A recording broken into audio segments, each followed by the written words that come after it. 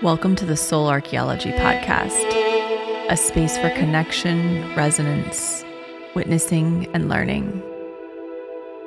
Together we'll harvest medicine from the spiral of life, sharing conversations with other embodied humans who have navigated their own initiations and found alignment with their true soul essence.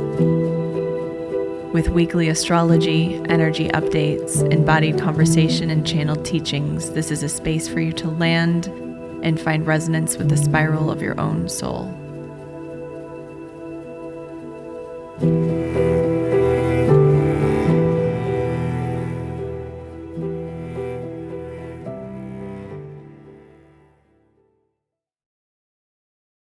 Hello, welcome back to Soul Archaeology. I am back in the States. I landed late Saturday evening and I am turning around and going on another trip actually to the Midwest to see family, to head up to the North Woods of Wisconsin, to go to North Carolina and see my parents. So off on another adventure. My Sag moon is very happy. It's been really interesting being away for a few weeks and really getting to tap in and tune into that Sagittarius aspect of me, which has felt a little contracted or squeezed over the last few years. I've had a lot of Saturnian energy sort of asking for me to look at the different areas of my life, needing discipline and attention and reparenting, mothering, working through the challenges that Arlo has faced over the last few years and moving into that space of grieving his loss and moving homes, really focusing on building my business. So all of these very Saturnian focuses have really had me feeling a little bit, contracted, I guess is the best way to put it. So it's been really lovely getting to step into just more of this feeling of liberation and freedom. My natal Saturn is also in Sagittarius, so this is always the dance. And we finally have Mercury direct. That happened on August 28th, and it really is just started to build some momentum. When a planet stations direct, it kind of feels a little sluggish as it begins its journey forward and back through its shadow period, the period that it navigated as it was retrograding. And so it can still feel perhaps a little cloudy or sluggish or just a bit murky. We'll finally be out of the shadow around September 11th. So there will be some accelerated motion, some things perhaps clicking into place, some clarity that begins to come through. And September is a huge month.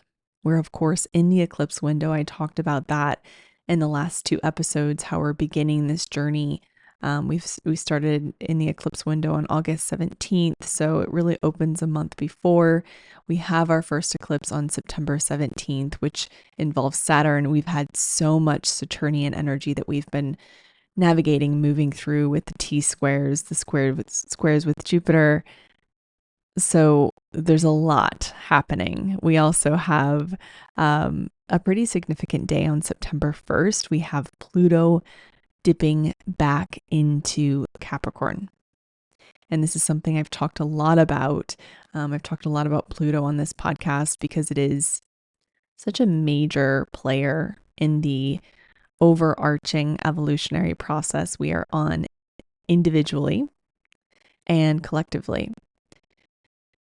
So with Pluto having spent most of its time in Aquarius this year, it is dipping back into Capricorn from September 1st through November 15th. And this period of time is very significant. I've talked quite a bit about it. I think that it's not a coincidence that we're having a US election during this period of time, this very retrograde time. And I'll talk a little bit more about this Pluto and Capricorn transit, but I just want to go over some of the main activations or transits or aspects that we'll be experiencing this week. Like I said, first and foremost, September is starting off with Pluto making its final dip back into Capricorn. The final dip that we'll see in our lifetime, at least. Roughly 300 years from now, we'll experience another dip back into Capricorn, but this is very significant. That same day, Uranus stations retrograde. On September 2nd, Monday, we have a new moon in Virgo. That same day, Mercury in Leo is trine Chiron in Aries, and Mars in Gemini is squaring Neptune in Pisces. On September 3rd, Venus is conjunct the South Node in Libra, and on the 4th, Mars enters Cancer. So we have a pretty active week. September and October really are quite active. They're activating, they are creating these alchemical points, these alchemical events to create some sort of change, some sort of realization that leads to an evolutionary point. And it's quite a volatile time here on planet Earth as well. We have, of course, the US election, which is heating up, and election years are always quite intense and activating and pressurized. We have so much happening in the Middle East. We have a lot of the major countries interacting and challenging one another. So there's certainly this feeling of intensification or major change, even apocalyptic in nature, that's surfacing. And I would say a lot of that does have to do with Pluto, which is what I want to talk about first, since it's happening. This dip back into Capricorn is happening on September 1st. And this is something we have been feeling into, looking towards since last year. It might be helpful to go back and listen to episodes 24 and 26, where I really talk quite a bit about Pluto and this dance that it's doing between Aquarius and Capricorn. So like I said, in January, Pluto shifted into Aquarius. This is the second time it has done this. Pluto moves very slowly. So when it's at the last degrees of a sign, it does the back and forth quite a bit for 2 to 3 years, typically.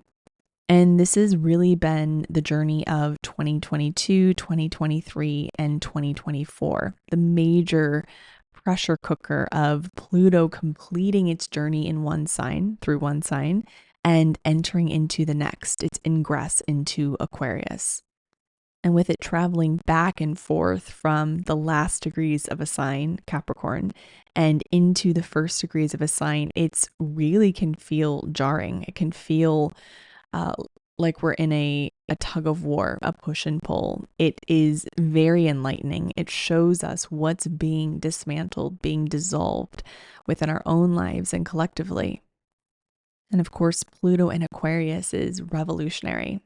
It is fast, it's electric, it is quick in how it forces or creates change within our lives and within the collective. And Pluto's journey through Capricorn has been intense. It began in 2008. We, of course, experienced a market crash around that time. We know Capricorn is structure, rules, laws, constitution. And in so many ways, this is being reflected, of course, in our collective. We're seeing all across the globe, not just in the US, political systems being challenged, many different healthcare, economic, social systems being challenged, being revised and reviewed. What's really interesting and significant is that Pluto is in roughly the same orb or area of influence as it was when we experienced the formation or creation of our Constitution, the birthplace of the US. And this was significant. US is the oldest democracy. This really created a ripple effect through space and time, not just in the United States, but across the globe. the British Empire began dismantling in a lot of ways. France followed in our footsteps and created its own revolution. So these last degrees of Capricorn that Pluto's navigating really represent the breakdown of something old, the breakdown of old systems, old structures, old rules and laws. We're in a testing period to look at what is working and what isn't. Where do things need to be revised or evolved? Because Pluto moves so slowly, we won't always see the changes that take place until later on. So this is an important thing to think about, is the effects of Pluto are felt as sometimes a gentle unfolding. This is certainly the case with a lot of the outer planets, is that they don't always manifest in sudden or immediate breakthroughs. The energy can be a little bit more subtle. It can be more of a rippling through space and time. I would say maybe Uranus is the exception to this. It can be very shocking. It can be sudden and quick. But Pluto is slow. Uranus is fast. It is breakthroughs and explosions and really fast change, fast breakthroughs, fast destruction. Pluto is much more slow. When we think of Pluto, we think of erosion. We think of something that is working constantly day after day that we can feel, but might not see clearly until after the fact, until we pause and look back on how much has changed. It is such a strong influence on our lives, but it's not necessarily immediate. So if we think about Pluto doing its work in Capricorn over the last 15 or so years, we think about the really slow and steady erosion of our structures, our collective structures, and also our internal structures. Pluto in Capricorn is the slow dismantling of structures. It's the dissolution of what was over a period of time, like a dissolving of the systems and the rules that we've always known.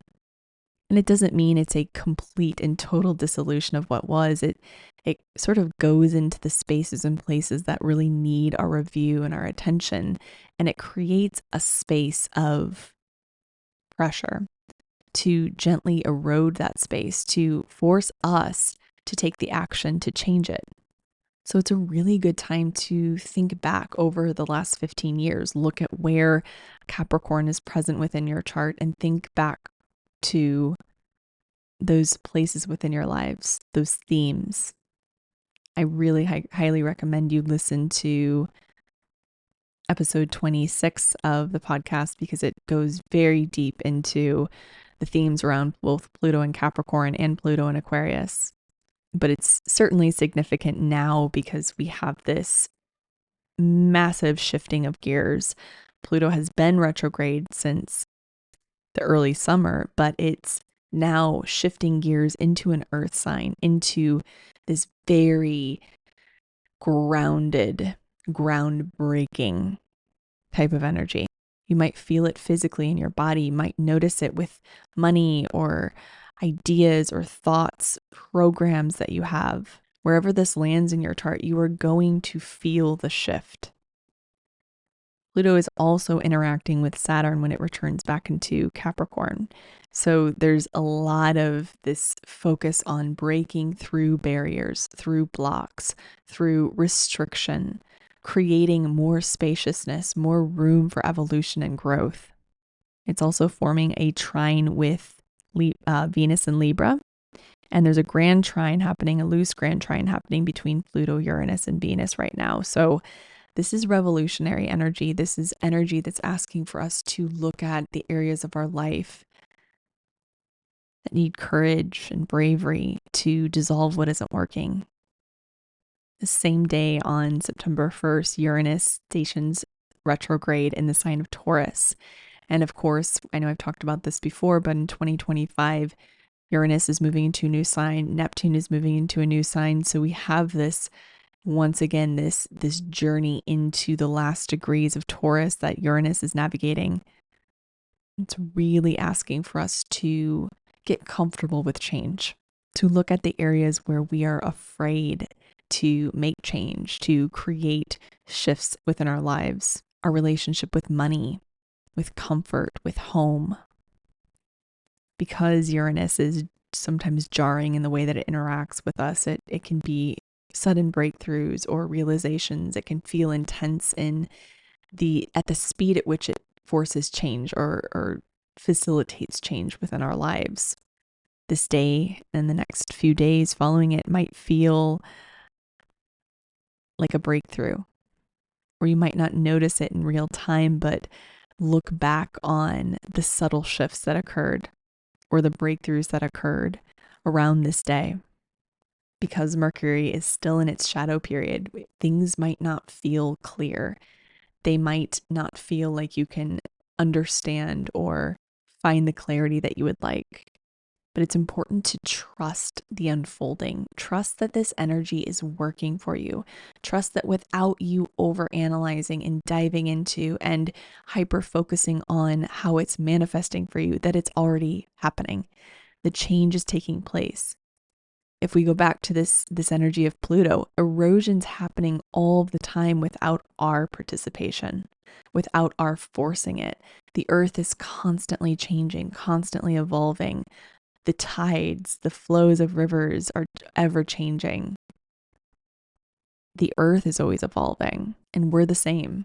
We're simply interacting with the astrological weather, just like our earth interacts with its own weather systems.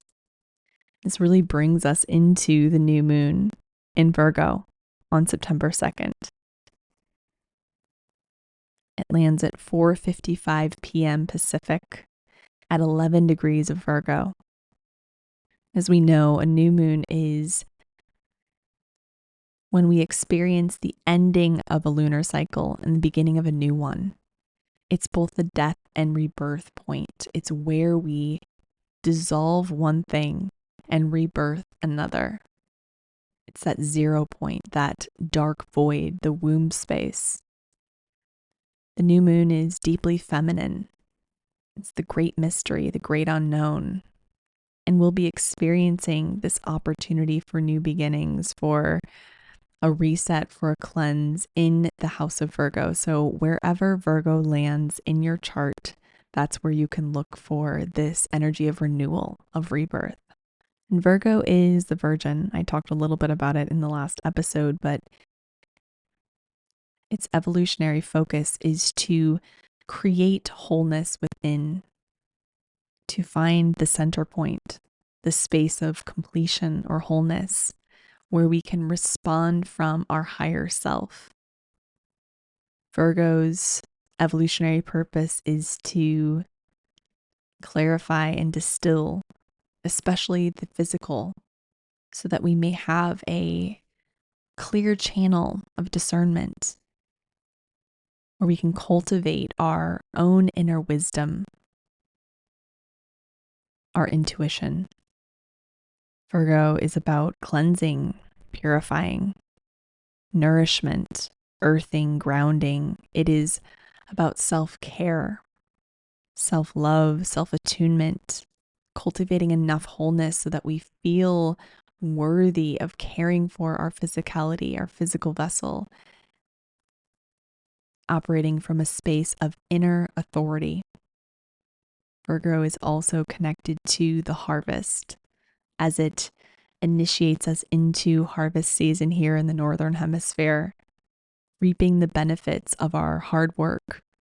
Virgo represents discipline, discernment, and the idea that we harvest from within. We harvest our wisdom, we harvest our clarity, we harvest our truth from within.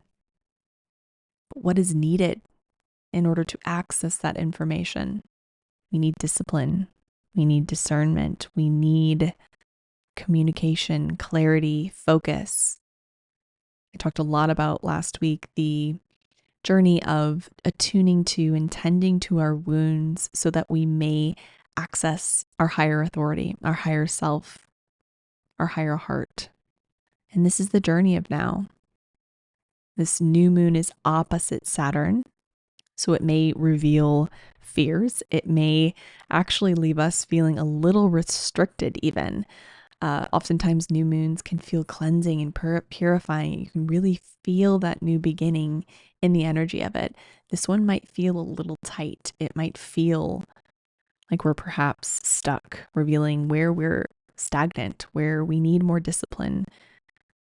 Saturn is still forming its loose square to Jupiter as well into mid-September. So this can bring up that energy as well, this frustration, stagnation. We'll be revisiting those themes of the Jupiter-Saturn square. The ruling planet of this new moon is Mercury, as I mentioned before, and Mercury just went direct last week. It's still going through the last degrees of Leo, navigating its journey, its footsteps through Leo. And on September 8th, it will dip back into Virgo. So there's a lot of review happening with this new moon. This new moon is also initiating us into the eclipse month. And what's interesting is that we have an eclipse in Pisces on September 17th. So, which is the sign that's opposite Virgo.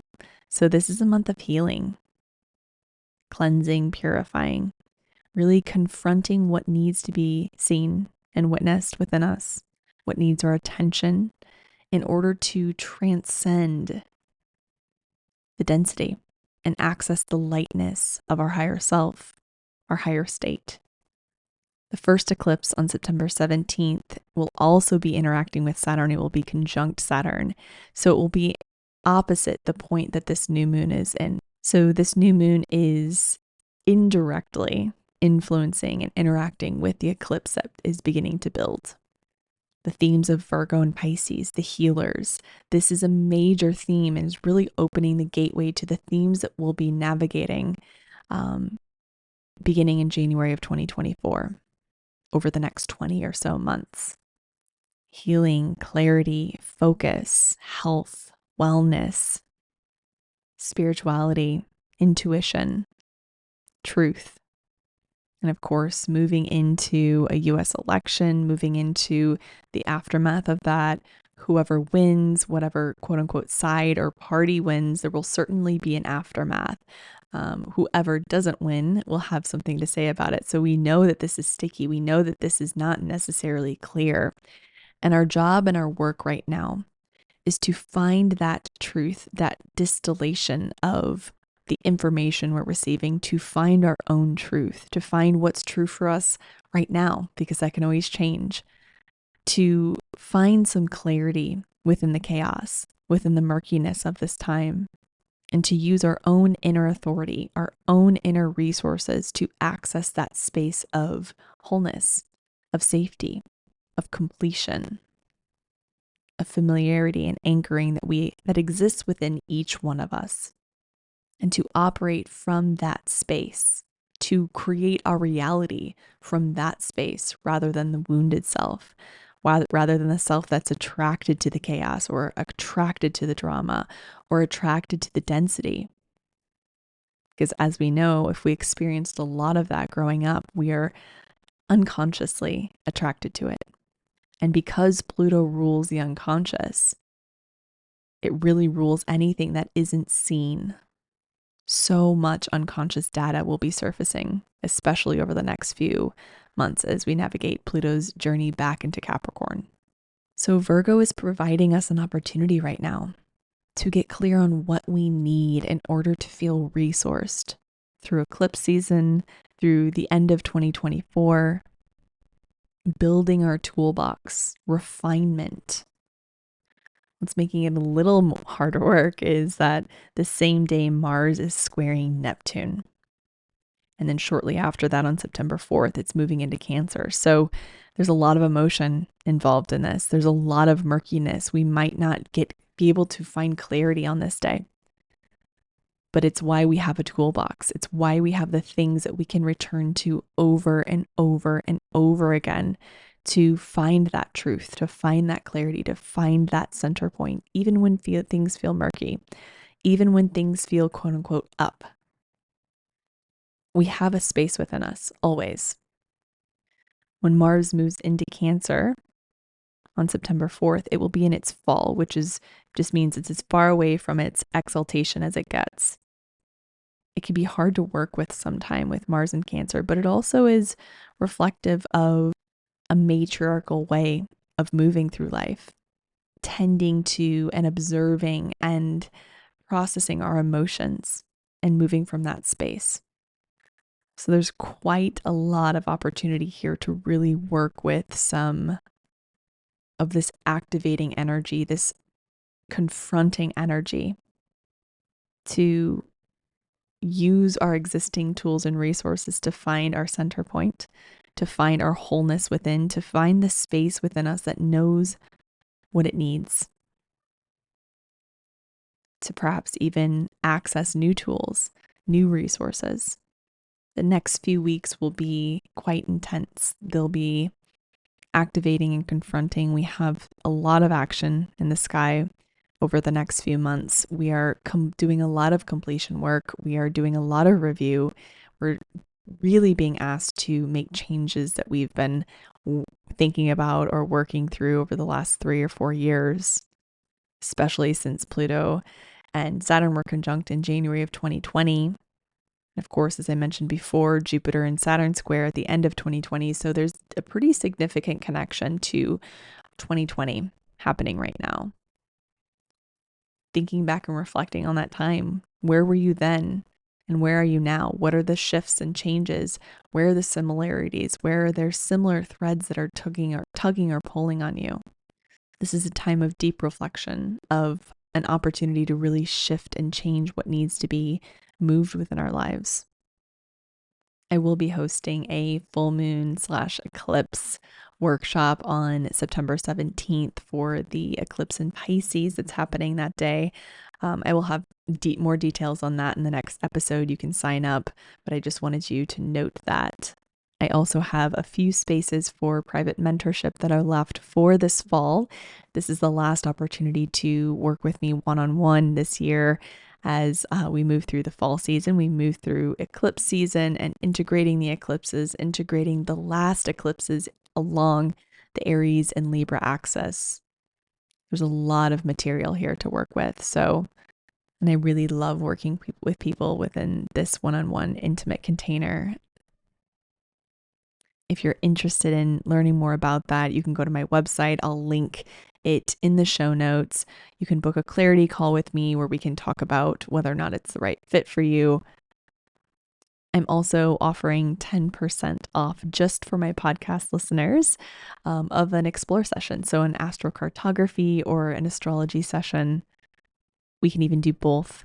I do that often with clients, and that will be valid through October. So if you're thinking about a relocation or travel, or you're just really interested in how your own natal chart interacts with the earth and the different placements and points along the earth, you can use the code podcast for 10% off of my explore session. I rarely do discounts, so this one is special. If you have any questions, feel free to reach out. I also have my discount code for the red light box that I use, the Loom box that I use, and I love so much. I use it for inflammation, for sleep. It's been really, really helpful, and it feels so therapeutic. So I have that linked. The reason I love it is because it is really easy to work with. It's simple, it's streamlined, it's a really good price, and I can take it while I'm traveling. So I took it to Europe with me. I'll take it to the Midwest this month. And I personally really need things to be easy and compact and portable. Otherwise, I won't use them. So thank you so much for being here. Thank you for your participation, for your listening, for sharing on Instagram. I'm just so grateful for all of you, each and every one of you. If you have anything to share, I'd love to hear from you. You can email me or send me a message on Instagram. I always love hearing how these episodes land for you and how you see this energy manifesting in your life. Happy new moon. I hope you have a beautiful week, and I'll talk to you next week.